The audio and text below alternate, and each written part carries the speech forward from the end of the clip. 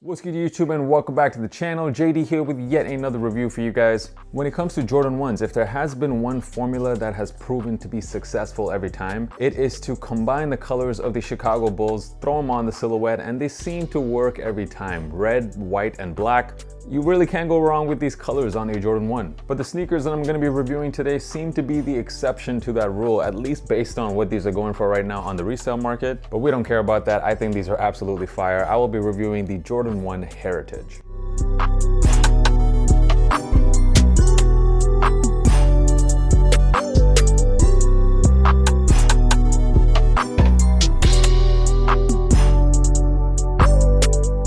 So what is good to all of my long-term viewers, and if you are new to the channel, my name is Josh. I review sneakers. Come for the reviews, stay for the chill vibes. Make sure you hit that subscribe button. Most of you guys watching my videos aren't even subscribed to the channel. It really does help me out a lot and takes pretty much no time, so just hit that button. And of course, give me a follow on these platforms as well. I'm pretty active there too. So in this video, I'll be breaking down this very eye-catching colorway of the Jordan 1. I'll get into the colorway, the quality of this pair. I'll also talk about why exactly these don't seem to be very popular with sneakerheads. And of course, I'll be giving you an on-feet look, so make sure you guys stick around for that. So here it is, the Jordan 1 OG Heritage. These sneakers did already release in Europe on April the 9th, and the official release date for these in North America will be May the 25th for a retail price of $170. And at least here in Europe, this pair actually sat on the sneakers app for several hours. And in fact, right now, as I film this video, they are available in a full-size run on Foot Locker. So needless to say, there was pretty much little to no hype on the shoe, but we'll get into that a little bit later. So this pair is officially called the Jordan 1 Heritage. And you guys know Jordan brand has a very long history.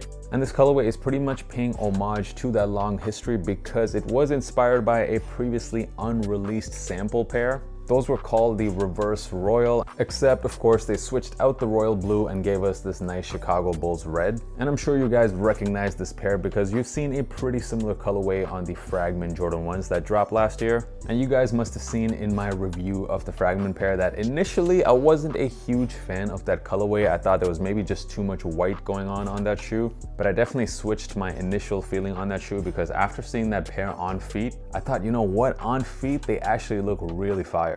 There was also a Dunk colorway that dropped last year, this Dunk Low Championship Red, which featured a pretty similar colorway to this. And that's another pair that I kept seeing styled in different outfits and thinking, you know what, there's something really dope about this reverse color blocking with the white on the mudguard. For some reason, the shoes pop a lot more to me. So that's why when I found out this Heritage pair was dropping, I knew I definitely wanted to get myself a pair. Getting into the shoe, let's check out the box. So you get this reverse color blocking box as well. And I've said this before, I'm a big fan of whenever Jordan brand decides to match the box to the shoes. It makes it that much more special as a collector, but I know a lot of people do not agree there. And looking at the shoes themselves, you get this bright red color blocking on the toe, white on the mudguard, white on the lateral and medial panels. And most of you might be thinking that there's just maybe a bit too much white going on this shoe. To each their own, of course. I actually think it looks pretty good on this shoe. You get the red swoosh, you get the red leather panel at the back, and finally a black panel near the ankle. If there's one thing I wish they changed about the shoe, I would have maybe tried putting a black swoosh instead of red, but that's just me. The shoes come in 3 different lacing options. You get black, red, as well as white.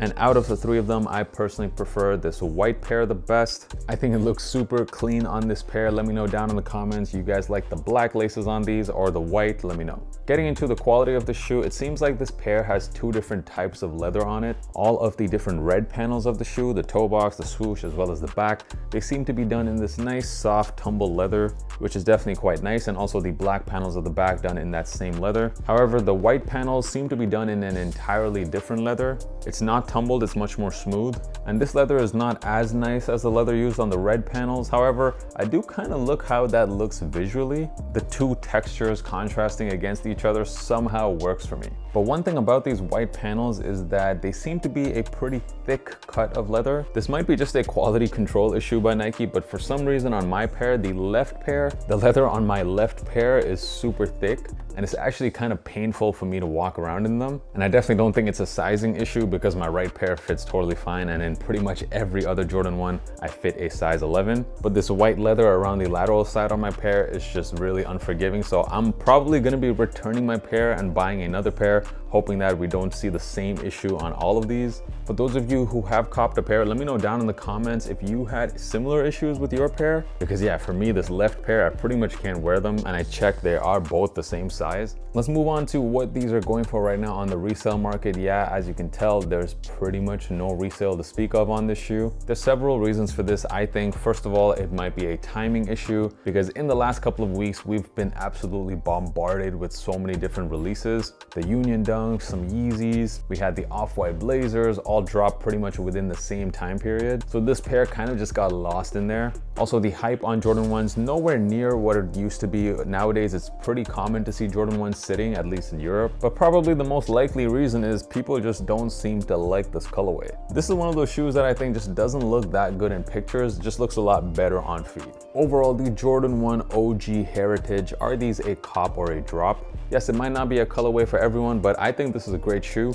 That pop of red on the toe looks really great on feet. You're getting some pretty decent leather, and as a bonus, you're getting this for damn near retail. And if for those of you who are big fans of the Fragment Jordan 1s, you might have loved the color blocking on that pair, but you don't want to pay $3,000. Well, these are going for pretty much 5% of the price of those Fragments. So yeah, what's not to love? Definitely the Jordan 1 Heritage is a cop.